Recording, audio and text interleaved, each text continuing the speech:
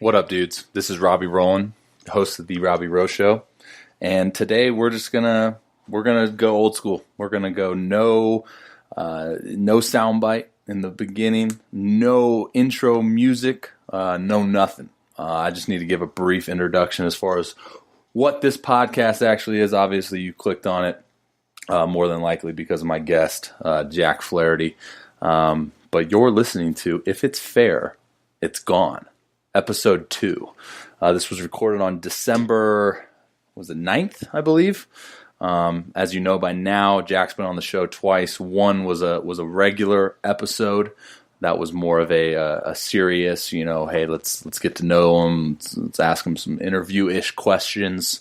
And then the first episode of If It's Fair, It's Gone is going to be our, it's funny, like kind of our monthly segment. We're going to try to hop on a little bit more. But that was a really good and successful episode, and so we finally did another one for you guys. So that's exactly what you're about to hear. Is If It's Fair, It's Gone, episode 2.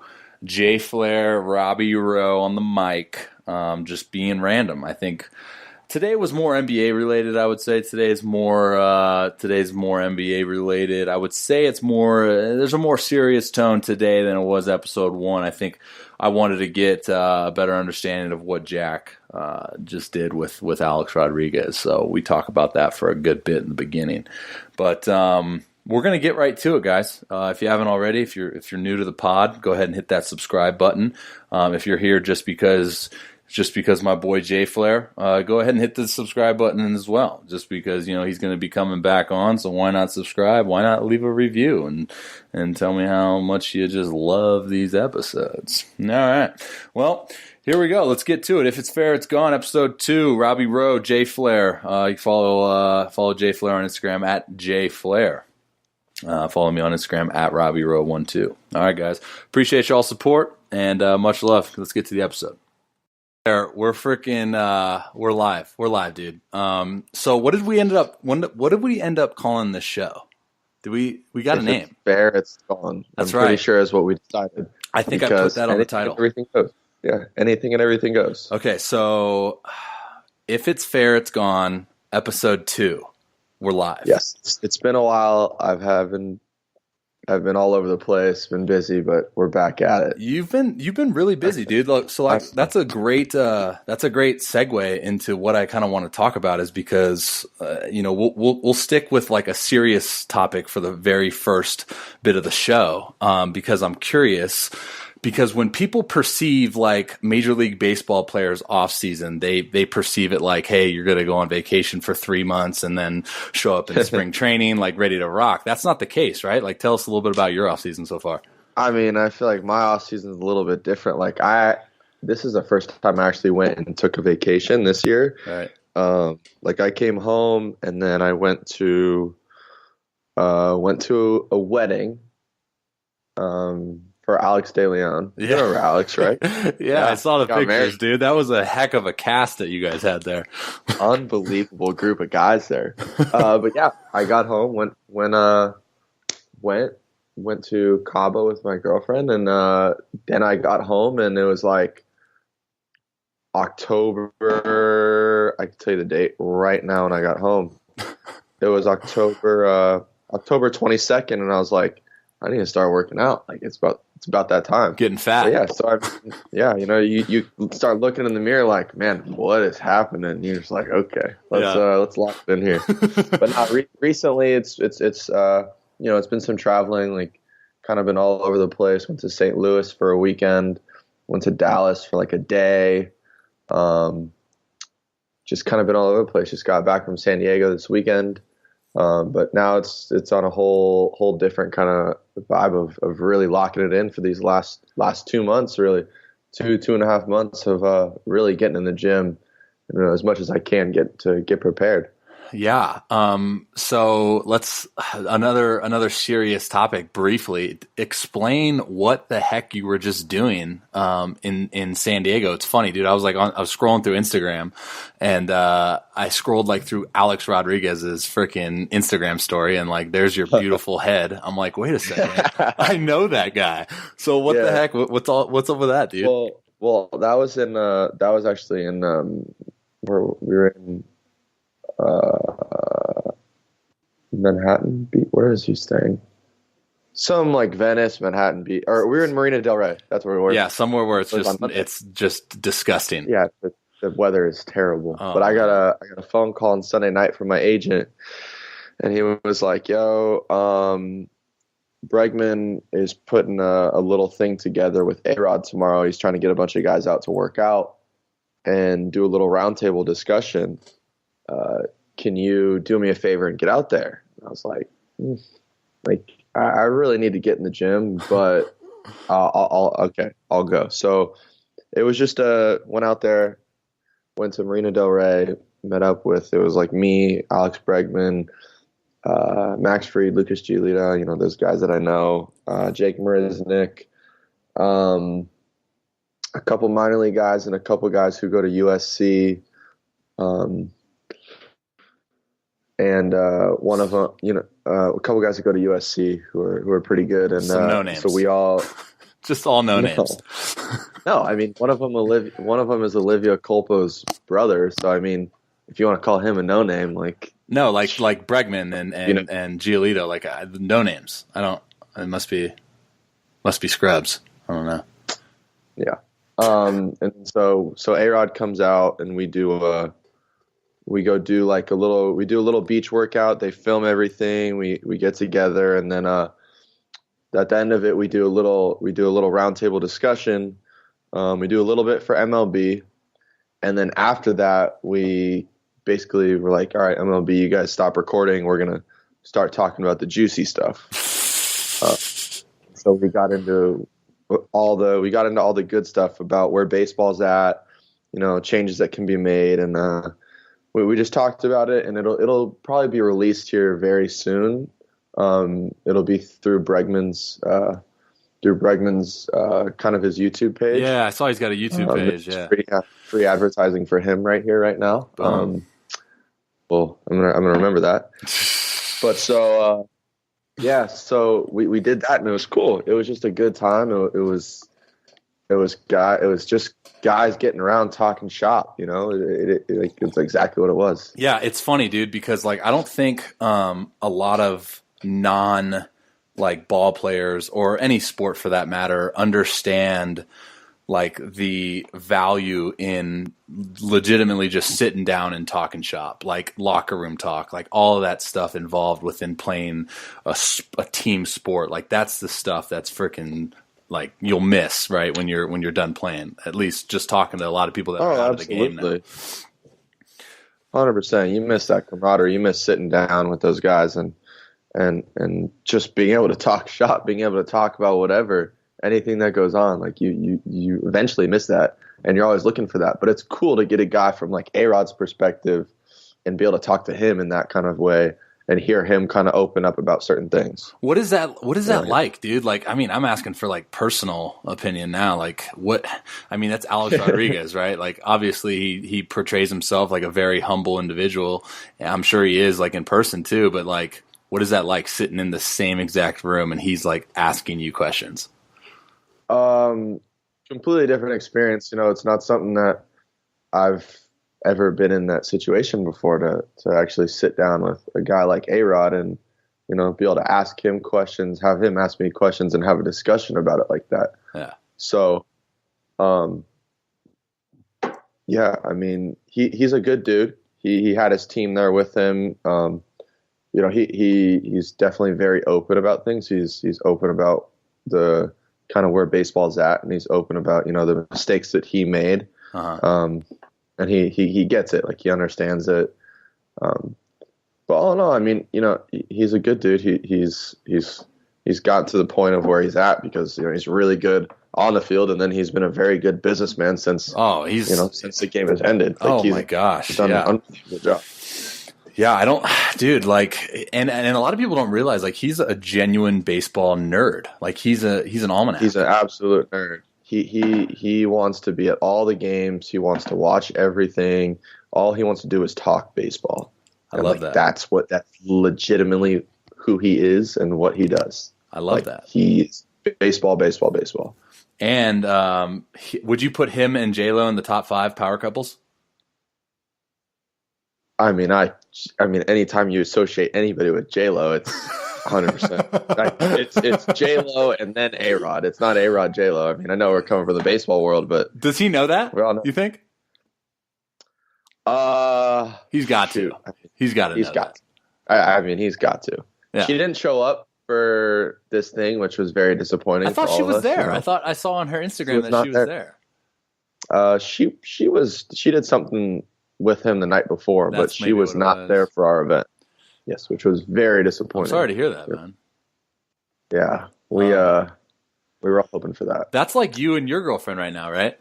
Like, what? She's the leader. Yeah, she's the leader of the relationship. No. No. You just. Oh man, I was wondering how long it would take us into the show for that to happen, but 8 minutes 45. Hey, we did pretty good. All right, dude. Frickin' A, man. You're so what's next, dude? Like, I hate to stay serious, but I'm actually like, I do want to know. Like, I mean, obviously you're taking training seriously. Christmas is gonna roll around. Like, spring training, you'll probably leave like what? Probably early February. Yeah, so I haven't gotten an exact report date, but I'm assuming it's going to be February 14th or so. It's going to be pitchers and catchers report. So I'll probably get out of here like the 5th or 6th. Mm-hmm. Somewhere between like the 5th to the like 8th or so. I'll get out of here. But, you know, right now, starting this week, this is going to be like my first full 5 days of Jeez, dude. Out.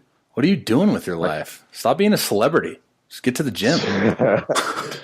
And it's gonna feel so good. Like I'm so like locked in and just ready to go. Like be in the gym every day. And there's no better feeling. It's amazing. Like I just got back from my buddy's bachelor party this weekend, but like, jeez, it is absolutely locked in. I've hit that mode of like, yeah, don't really bother me. Like, I love you all, but that's true though, man. Like everyone needs to get there. I mean, if you want to be great, like you got to pay that price, right? Like we always talk about those sacrifices that you got to make, and it's like, yo, I'm going to put freaking 2-3 months aside, probably not go out anymore, not have fun or whatever your version of fun is, and I'm going to freaking grind time, right? Yeah, so I finally hit that point. You know, I'll be working out 4 days. The throwing will start to pick up here. I'll start to do some more work, getting my mechanics cleaned up a little bit, what I feel I need to clean up with it, and start to get my arm more in shape, start to throw here. I'll probably throw 5-6 bullpens before I take off. Planning on throwing around, what's the date? January, like 22nd would be like my first bullpen.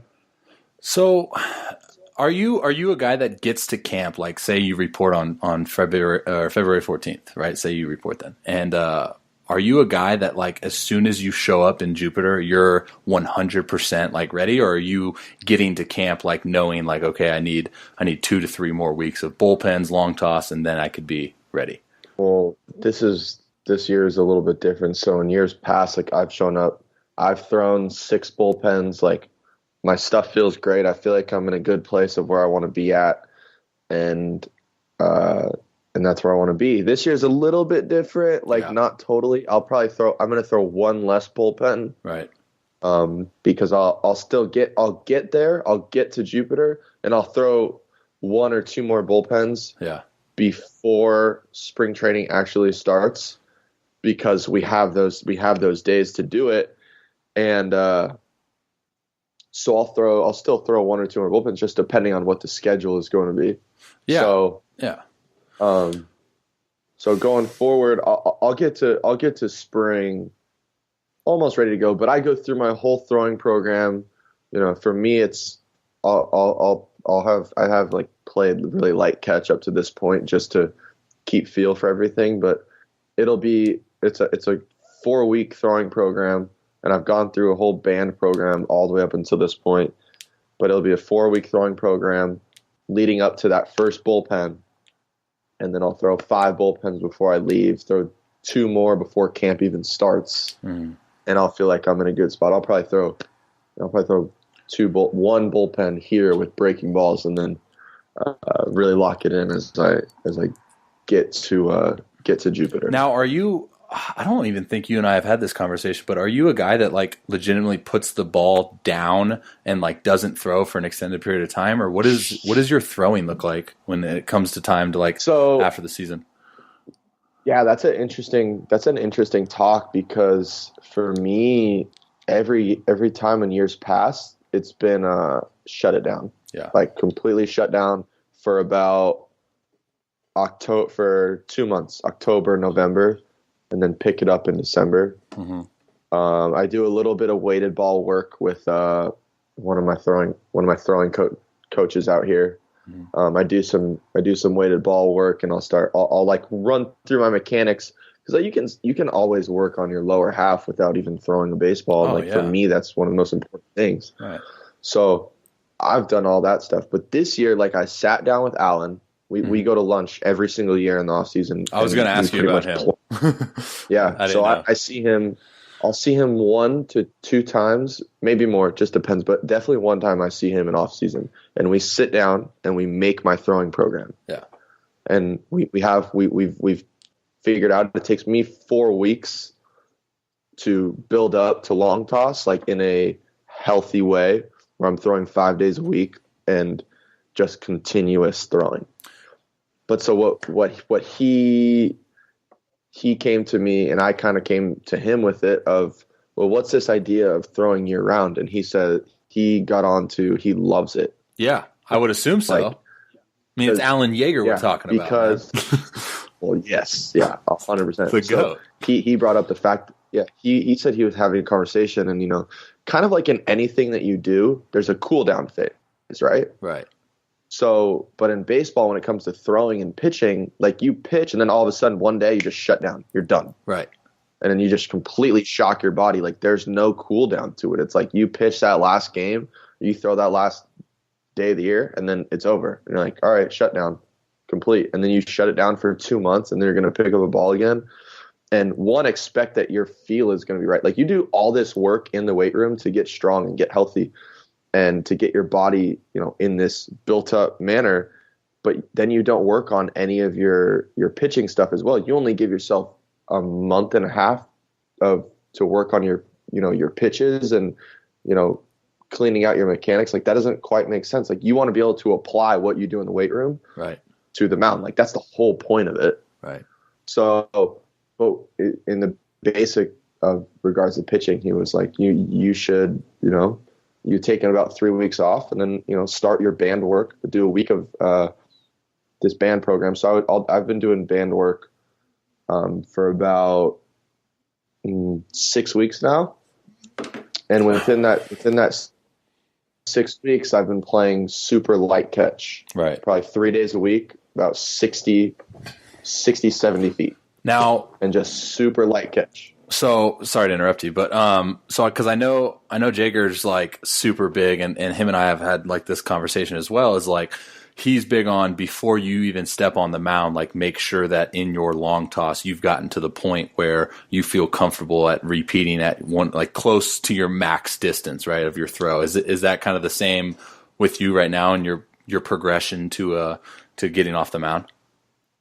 No, not quite. When it comes to throwing a bullpen, yes, but I'll get on the mound and I'll probably throw, as I start getting into more flat grounds, I'll take some of those and I'll throw a couple, like short boxes, like 50 foot, just to get, to be able to translate what I'm doing on a flat ground and translate it to the mound. Right. And honestly, like, I'm not totally sure about the research on this, but I've had conversations where I've heard that throwing off a mound is actually less taxing than throwing a flat ground. Sure. I've heard the same thing. That is and so for me, it's almost like, well, why do we throw a flat? Like, why wouldn't, like, if I'm going to throw a flat ground, why wouldn't I just throw it off a mound? So, like, if I'm going to throw a flat ground the day before I pitch, why wouldn't I just throw those pitches off the mound? Do you want the same thing? Do you want to hear my reasoning for that? Yes. Again, like no like research behind it or something, whatever. But so it's a psychological freaking warfare for me because as soon as I step on a slope, my body goes, it's freaking go time, dude. And if I teach my body every time I get on a slope, say I am doing a short box, right? And I get on a slope and I'm going 50%. Now, I feel like I'm teaching my body that every time I go on a slope, like, don't go hard, right? But if I can go on a flat ground where it's a flat surface, it's a totally different dynamic than throwing off a mound. And I can go at like 50 to 60%, like my body, I would assume can replicate that, right? Like can understand there's different loads. It's a different taxing thing. But that's just me. I'm a psycho, right? Like some people like yourself. I mean, I've seen you off a mound. Like you can you can go freaking 10% and then you can go 120%. But that's the interesting thing, right? Is like every pitcher and even hitters, like they're all different in their approaches or in their routines. Yes, but it is that hard psychological thing of, you get on the mound and it's like, well, it might not be this. It might be a greater effort level than just throwing a flat ground beforehand, just because you're on the mound and you're like, oh man, like you totally. That how it is. Totally, yeah. You get psyched, bro. I get, yeah.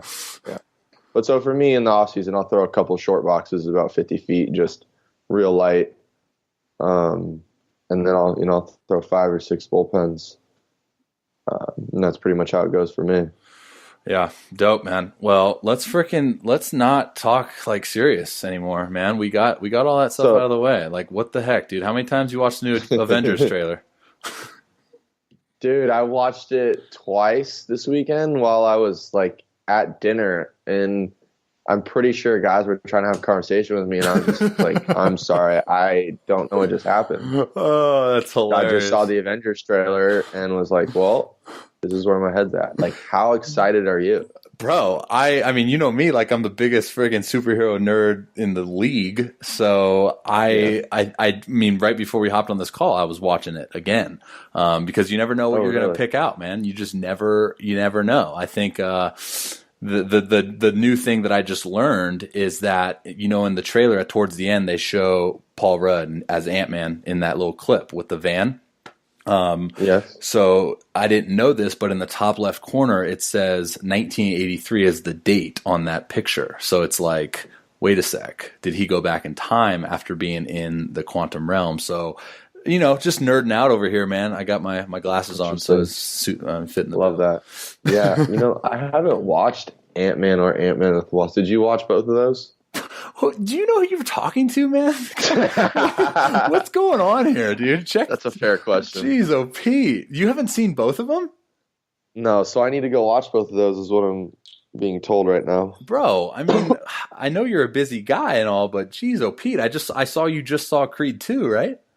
Oh yes, I did. Well, let's go. Let's hit it, dude. Top Rocky movies. Top Rocky movies, go.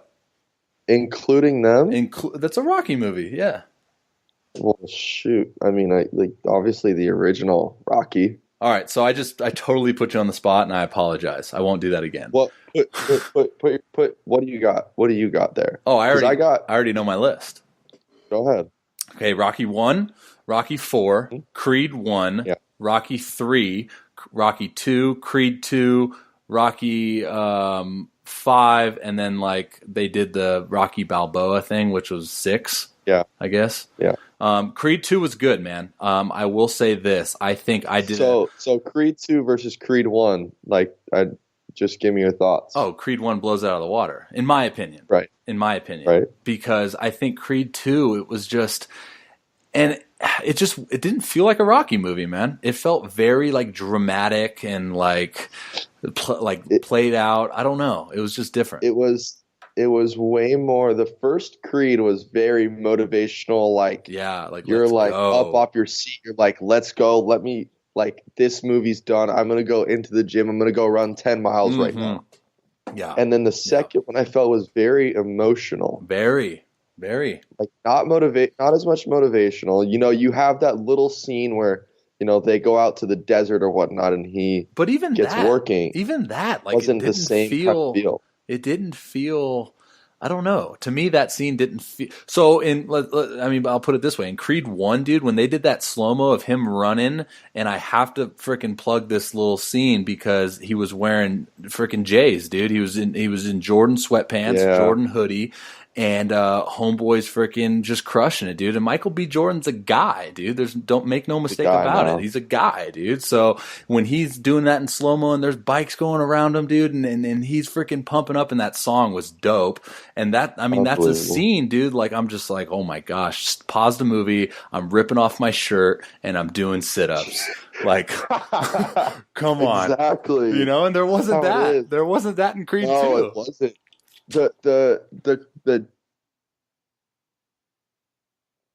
What is the coolest part? The one part in Creed 2 where I got chills was when he came out for the second fight. Yes. And she was singing, and I was like, damn, I'm ready to go. Like, this is it. Yes. No, 100%. Like, I was not ready for her to be singing, and it was instant chills. Yeah. No, I just got him again.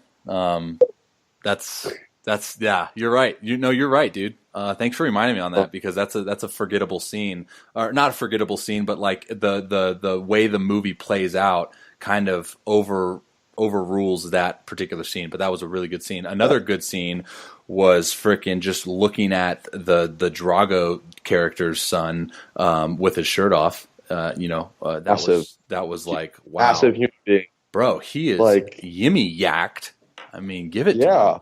Holy heck! I mean, he is huge. I mean, it was just goodness. All right, here we go. A rapid fire question: if you were to take Tom Hardy in Warrior versus him, who do you got?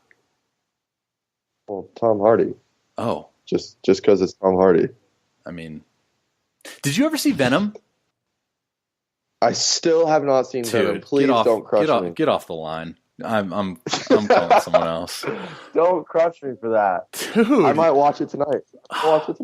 I mean, should we FaceTime and like watch it together while we're in our underwear and on the bed? I'm not against it. I can't believe you haven't seen that. Somehow.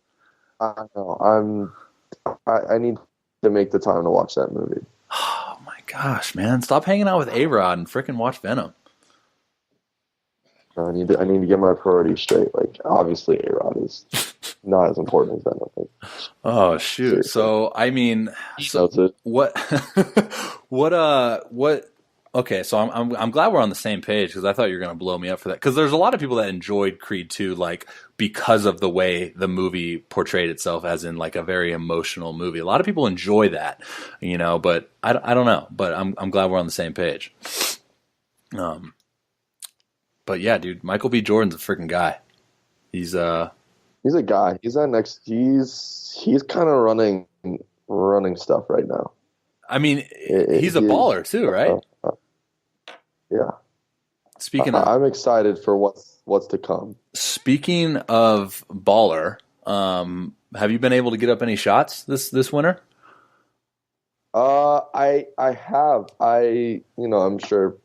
Actually, I don't know if I should indulge this information, but whatever. I don't care. What do I care? Yeah, I mean, I have. I go around and I sometimes I do my conditioning in that way. Yeah. Why wouldn't you? Kind of run around and do that. Like, it makes it more fun. I mean, running is running. If I can find a way to make it more fun, like, run routes or shoot some hoops. Like, come on. Yeah, I mean, I'm find a way to make it more fun. Be an athlete. So I actually have a very interesting question for you, and there's a few questions to it. We're gonna get into basketball. Okay, we got there. All right, we're in there. So we're gonna get into all this top five. Did you see Iverson's top five all time? Did I see it? I also saw not even top. It's not even starting five. That's not his top five. Starting five. That's his starting five all time. In 2018, in the 2018 version of NBA. I think that's what he meant. I mean, I'm guessing that's what he meant by it. No, yeah, that's what he did. I mean, that was Stephen A's big argument, was like, if you're going to put together a team today with the 3-point shot, and you have to kind of surround it, you have to have that. Like the 3-point shot has so much value, man. Like, I mean, you're seeing it with, I mean, look at the Bucks, right? Like the Bucks are the highest scoring team. They are the highest 3-point percentage shot and attempts. And best player can't shoot a three. Well, yeah, but I mean, did you see the game against the Warriors the other night? Like they shot, they took the 3-ball away from them. Their perimeter D was unreal, and they lost. You know, they didn't even break 100. You become limited in your scoring arsenal if all your shots are threes or in the paint. Like that's where the mid range is so valuable, and where you have that whole area to shoot, because you can keep shooting a three. You're just going to get further and further away, and it becomes a lower percentage shot. But that's where you lose that little bit of arsenal, where you're just a 3-point shooting team of your ways to score. See, I'm going to disagree. I have to disagree because, and I respect your call, but at the same time, the greatest mid-range shooter of our generation, Carmelo Anthony, is without a job because that's what his specialty is. You know what I mean? Ooh, you're giving that to Melo over Kobe? I'm hurt. I mean, well, Kobe was. I would give it to Kobe, but the way I perceive Kobe is like he could shoot the three as well, and he did so many other things well. The thing that makes Carmelo, freaking Hoodie Melo, I mean, come on, is like the ability to face up in the mid range and make a living that way. Like that's what I know him as, right? So I just think. So did you see Steve Kerr's take that he would rather have his team shoot 6 of 12 from 2 and make the team basically take the ball out of the basket every time, as opposed to 4 of 12 and from 3 and have to deal with 8 fast breaks? Because the Warriors, like obviously probably the best 3-point shooting combo, like trio that you could have ever. Yeah. And they don't rank near the top in 3-point shot attempts in the league. Right. Well, Steph missed 11 or 12. Yeah. You know, I thought that was interesting that they're not at the top. Because you'd think they were, and then they're, you know, KD is dominating. KD's shooting 33% from 3. Like he's dominating. I saw that. Mid-range, LeBron is shooting a higher percentage from 3 than KD right now. Which is crazy because he started out so bad too. Right. He had no jumper, and now he's got his legs are more underneath him. He's faster. He's like from the first 5 games of the season until right now, he's gotten into better shape. Who, KD? Like he started out, no, LeBron. Yeah. He started out some games dragging his feet a little bit, like not really closing, and now he's starting to figure it out.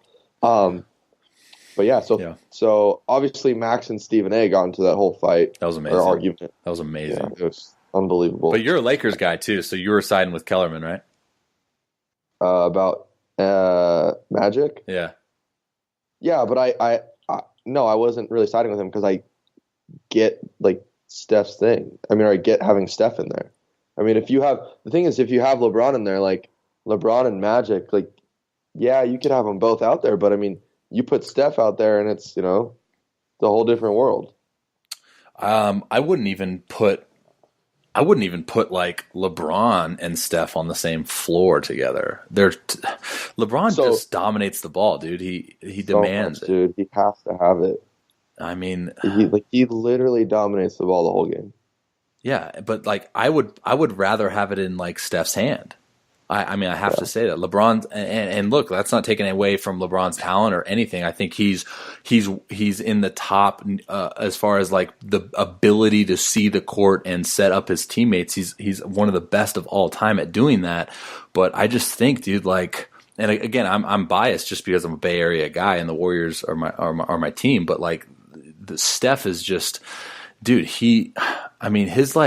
His efficiency when he's on the court, like his plus minus is like unreal. I mean, you're seeing it when he was injured compared to now, man. It's like, ooh. I mean, I don't know. Again, like I'm biased. So let's go back to the starting 5. You want me to go first? Yeah, your all-time starting 5. All-time starting 5. So Steph at the 1, MJ 2. Man, I just said it, but I have to put LeBron at the 3. 4. See, again, I want to put. Actually, could I put? See, you did see what he did. He put like Iverson put LeBron at the 4. He did, right? And he put KD at the 3? No, he put Kobe at the 3. Oh, frick, you're right, dude. Oh, man. That and then he had Shaq out there. Because Stephen A put KD and Steph on the same team, right? Yeah. What was Stephen A's? It was Steph, MJ, Kevin Durant, LeBron, and then Shaq? I think so. I don't know if I would put Shaq on my starting 5, dude. He would change the whole dynamic. He would change the whole dynamic of the starting 5. I would go small. That's a hard thing. I mean, you can do whatever you want. I'm the GM. I'm the captain now. Yes, you are the captain. You're going to be so mad at me when I leave Kobe off my starting 5. I know, it's so upsetting, but I mean, when it comes down to it, like I think Stephen A said it was like you either pick MJ or you pick Kobe, and I mean, Kobe molded his game over MJ, but MJ was just better at it. So, I'm picking MJ. So Steph, MJ, KD. I like KD on the defensive end too. I mean, he's a walking mismatch. And then I'll put LeBron at the 4, and then I would go. I want like a new age 5. Who would be like a new age 5? Like Anthony Davis. I just don't think he's done enough yet to go all-time starting 5.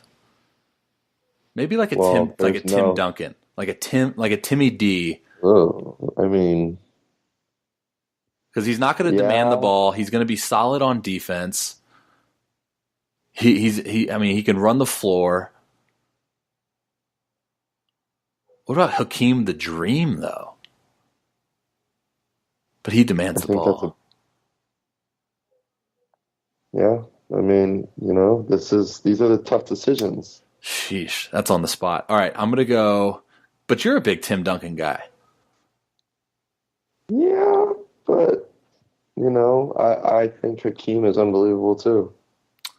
Centers and stuff; those guys are so hard. I just want a guy that's like he's not gonna change the whole dynamic of the flow of on the offensive end, but I also want a rim protector.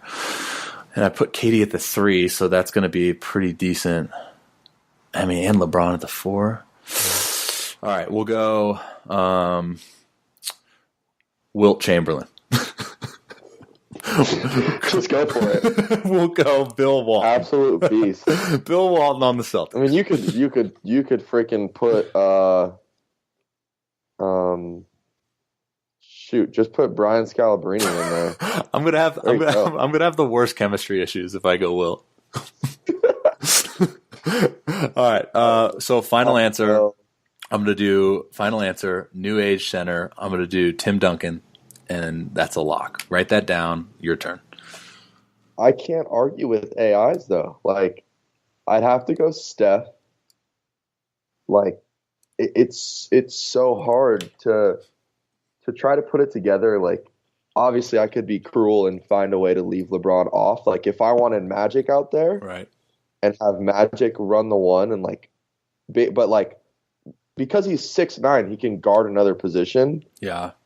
Like I could go put Magic at the 3 and have it run out like Steph, Michael. I'm not leaving Kobe out of it. Kobe, Magic, and I could put KD at the 5 or he'd get dominated. Is this for what, a 2018 lineup though? No, like if against my starting 5, right? Or like against another person's all-time starting 5. If you put KD at the 5, dude, someone else is going to have. But under what? What is it? A 2018 starting 5, like a new age basketball starting 5? Yeah, like we're playing the game today. We're playing the game today at Staples Center. Okay.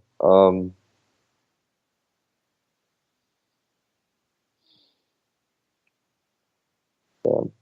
You can't put KD at the 5, dude. I know I can't. But it's so hard to not include Shaq. Like, how do you He's the most dominating big man of all time.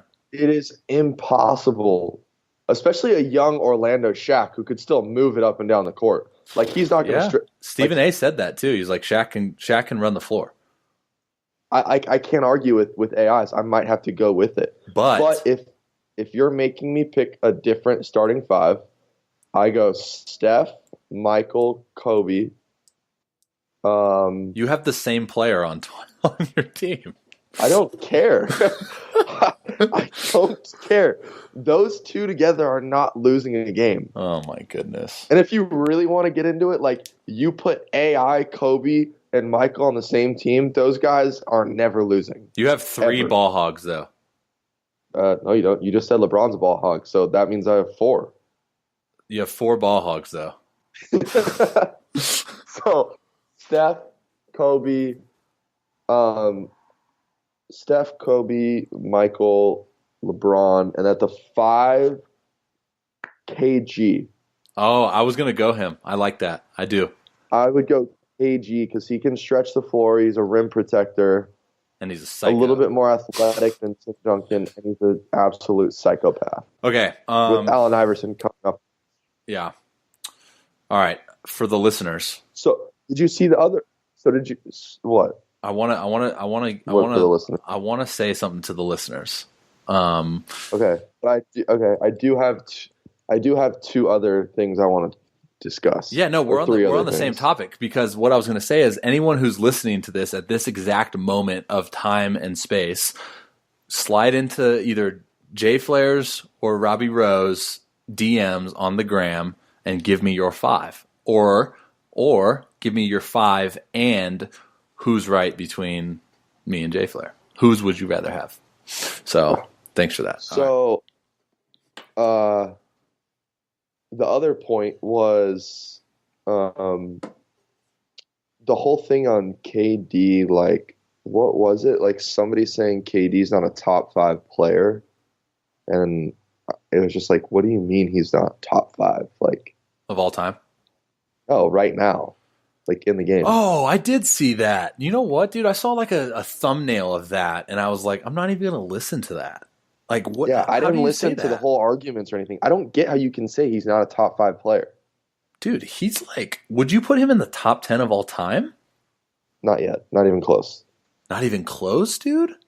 Not because you just have to understand like who's in the top 10. Oh, I understand. He's not accomplished stats-wise. Sure, he's like there, like his averages and everything, but he's still got so much left he has to accomplish. Do you think he's going to leave Golden State? Yeah. I mean, I think he has to. What? If he wants his rings to be legitimate in the eyes of everybody, he has to leave.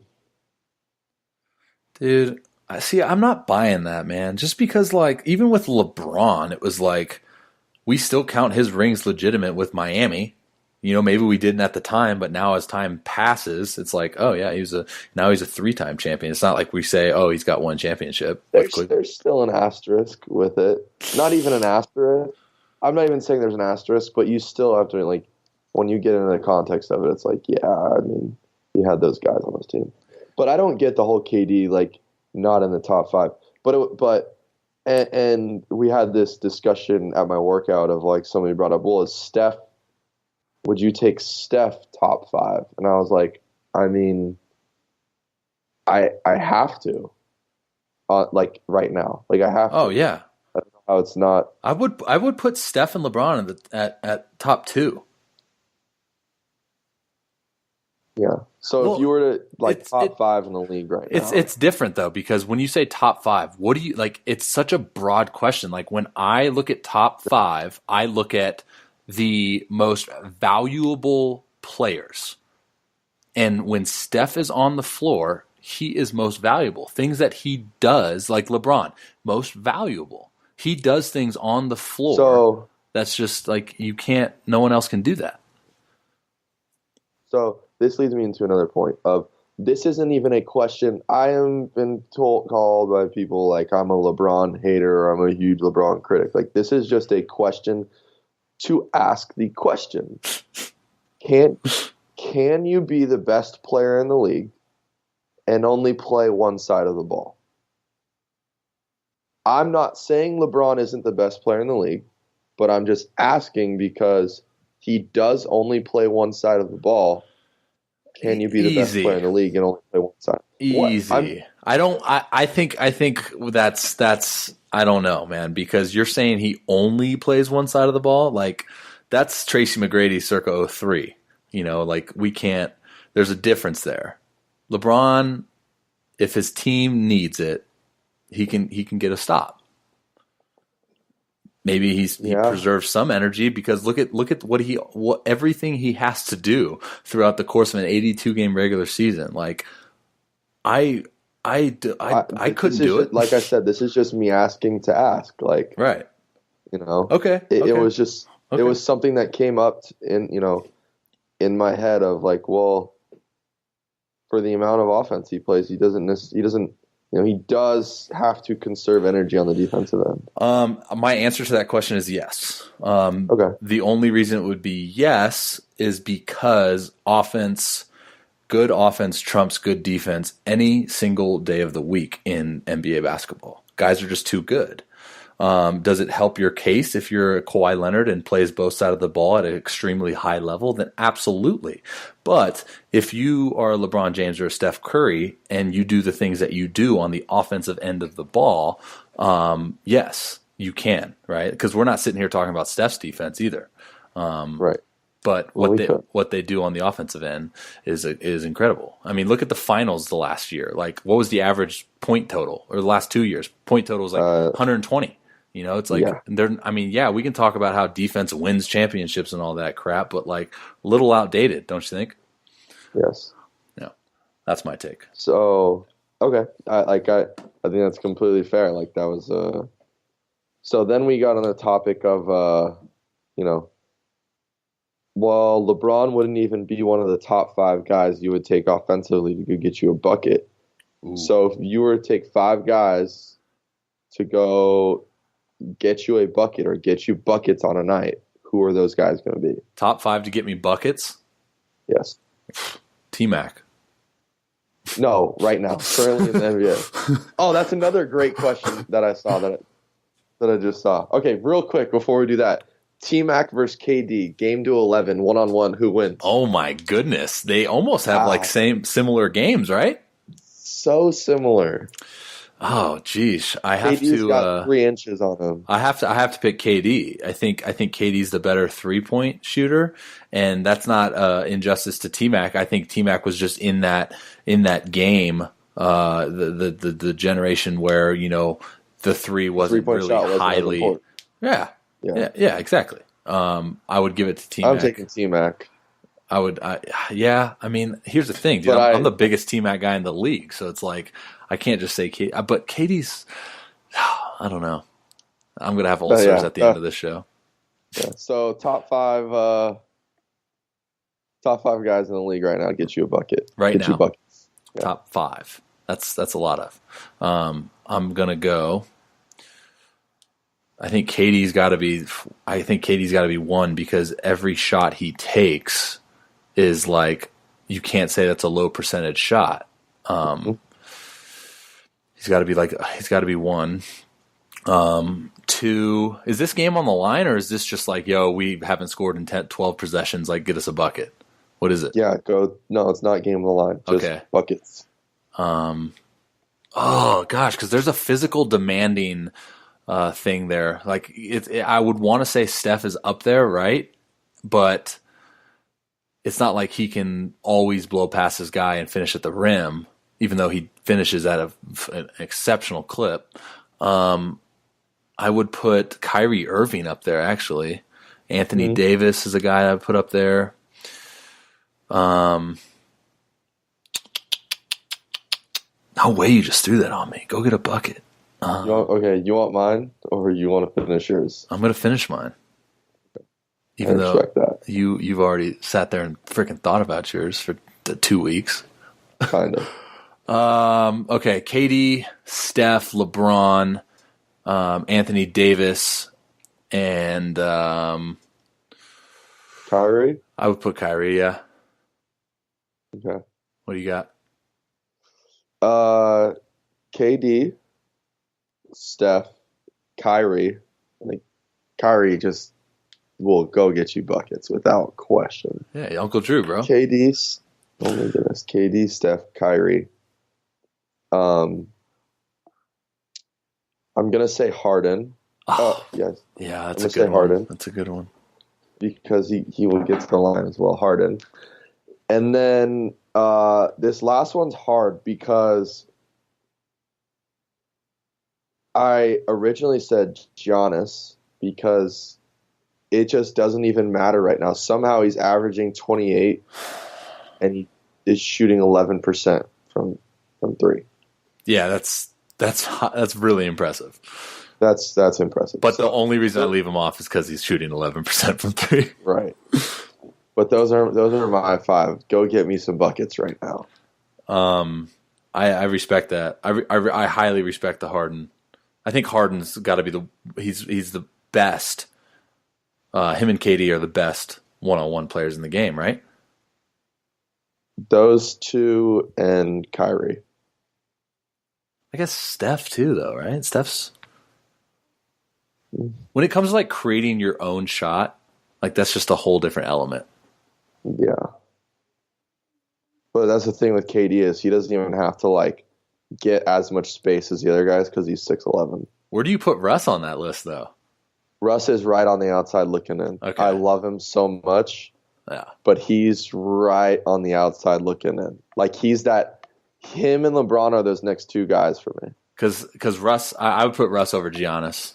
Giannis or whatever however you say his name, just because like he can shoot way better. He's like the most athletic freaking guy in the league by far. I wouldn't say by far. I guess LeBron's freaking athletic. LeBron's like 40. He's not 40. Let's not over exaggerate this right now. Come on now. Who's going to be better, Dwayne Wade's kid or LeBron's kid? Oh, geez. Have you seen them both play? Not enough, but shoot. Dude. That's a hard question. Zaire, what's Wade's son's name? Like Zaire? Zaire or whatever? He's dope. He's a dude. Yeah, he's good. I'm going to go with Wade's kid. He's lefty too, I think. Yeah, I'm going with Wade's kid. LeBron's kid's got the biggest shoes to fill, bro. Like, I couldn't even imagine that. And he's LeBron Jr. I know. How many in the NBA space besides like Steph, right? Where his dad was like a good NBA player, right? And even in that situation, it wasn't like he had these huge shoes to fill, right? Where do you see like those stud all-stars, like the Michael Jordans, like the Larry Birds, like the Kobe's, like you don't see it, right? Shaq, I guess, with his kid, he's going to be a stud. Yeah, you got Shaq's kid. Kobe doesn't have that. 3 girls. Like, yeah, a guy like Dirk, I have no idea. Tim Duncan, like, I don't know their kid situation. You got Scottie Pippen. His kid's in high school right now. He's pretty good. Really? I didn't know that. Yeah, his kid's in high school out here. Yeah, and then you got LeBron, you got Wade. Shoot, man, I don't think there's a whole lot. Yeah. That I can think of off the top of my head. Yeah, I don't know. Or even throughout history. Yeah. Of that's what I'm saying. Like history, like all of the greats, right? Like all of them. Where's like where do you see their kid ends up doing something else, right? I would think. Yeah. Most of the time, yeah. I don't know. Get sick of it. Okay, so what we've learned here today is that you need to spend more time watching movies, specifically Ant-Man's and Venom. Yes. Have you seen like any other movies lately that you want to talk about real quick? Or just Creed? I have not. I've just seen Creed recently. That's upsetting, man. I know, I'm disappointed in myself. Like when we decided the okay on this show, like when it was green lit by Universal Studios, I'm just kidding. When we got the green light, I was like, "Yo, this is my guy, dude! Like we have so much in common. We're gonna talk movies, we're gonna talk music, NBA, like freaking all this stuff, man." And don't get me wrong, I love you to death, dude. And we make great podcasts, but you need to hold up your end of the bargain as far as the movie buff goes. You know, just I gotta step my movie game up. yeah. I'm not calling you out on live stream or anything, but yeah, we got to.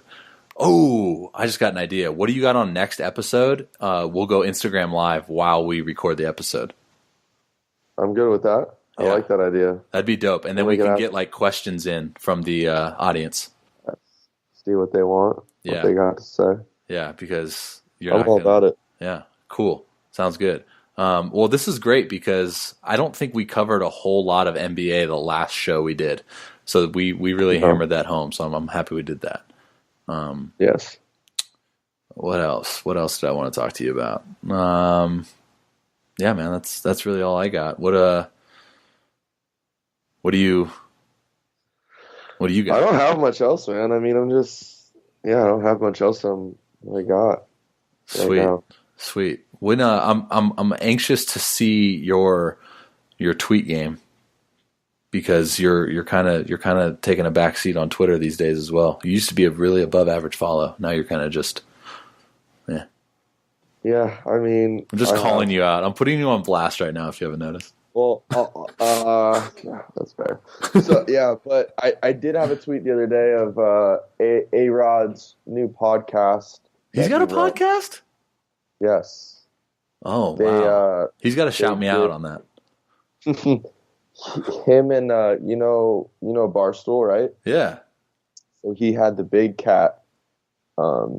Basically, was his co-host on this thing. Wow. And so they did a bunch of podcasts and they released them all together at one time, and it was they were pretty good. I haven't listened to all of them, but one of the best ones was with Gary V, you know, the entrepreneur. Oh, I love that dude. And it was unbelievable. And I tweeted out that everybody needs to go listen to it. So, and more free advertising, but everybody who is listening to this needs to go listen to A-Rod's podcast on the Corp with Gary V, and go listen to it because he speaks the truth on where baseball is in the media market and where we're at and changes that kind of need to be made. And it's just very interesting because it's all true things. Yeah, I love what Gary V says about the marketing, like the media marketing in MLB baseball or Major League Baseball. Like he's just so raw. Like it's so true though, right? Like you look at NBA, you look at NFL, and it's like, whoa, these guys, even college basketball, college football, like look at that marketing, dude. And then it comes to high school basketball. I mean, you ain't kidding, dude. Don't get it twisted, man. I mean, I hear you. So last question, and then we got to go. But my question is, are you going to wear your pants up this next year?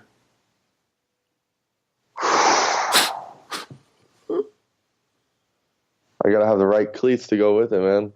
Are you a Nike guy now? Yeah. You traitor. Honestly, for me, it has to do with the socks. I love, I know you love the stripes. Love them. I wore the stirrups, dude. Yeah. But I like the stirrups because where the stripes go up to, they don't go all the way up to the pant. Right. There's still that separation of stripe, and then you have the red, and then you have the pant. Right. And this is something Ponce and I talked about because Ponce didn't like the stance socks. Right. With the STL and then all the stripes that lead directly up, basically up to the pant. Yeah. And you need that separation of the red and the pant. I'm with you. So I just think Stance needs to make a little adjustment. Make a phone call, man. Just you got that kind of pull these days. Just make. Yeah, we'll just talk to A-Rod, tell him to call Stance. we got that connection now, dude. You know what we didn't even talk about is freaking. We didn't even talk about our guy getting traded, dude. Oh my gosh, dream. Oh my goodness, dude. What? I mean, that's a great. I'll give my 2 cents. I think you guys got a freaking heck of a dude. Obviously, no discussion needs to be had on who you got. But shoot, man, like those are two freaking baby birds right there that are just flying away. I mean, even Andy Young, like he's a baller too. So, I mean, how crazy is that to like see that and when you show up, it's like they're gone. It was crazy because I literally was texting Weaver that morning. Yeah. We were talking fantasy football because we're still on a team together. I bet he has no idea what's happening.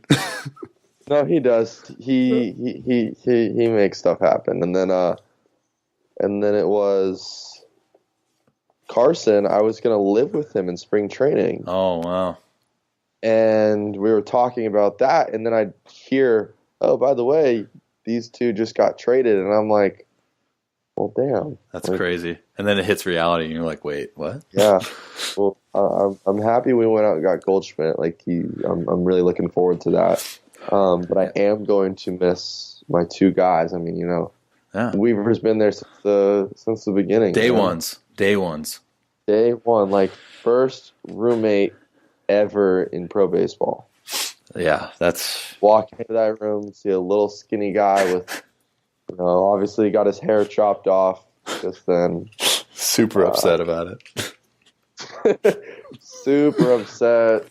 He showed up the first day in flip flops, and they were like, "Yeah, you can't do that." I love that kid. All right, dude. Well, hey. Let's freaking not wait another 3 weeks before we hop on again, because the first episode we did, If It's Fair, It's Gone, episode 1, is like in my top 5 most viewed podcasts. I love it. All right, we'll make more. We'll make more magic. Absolutely, dude. All right, I'm going to sign off. I'm going to shower because I'm still sweating, and we'll be in touch, man. All right, let's make it happen. All right, Jay Flair, love you, brother. All right, love you too. Bye. Peace. All right, guys, that's another episode of The RobbyRow Show. Do me a favor, if you liked the episode, or even if you didn't like it, go ahead and leave me a review on whatever platform you're listening to. Not only does it help me out with popularity on my show, but it also helps me out as a host of this podcast. Sometimes I don't know if I'm getting better or if I'm getting worse, and I need y'all's opinions. So go ahead and leave a review and let me know what you thought. So again, thank you so much. Appreciate you guys tuning in. Until next time, Robbie Rowan, The RobbyRow Show. Your boy's out. Later.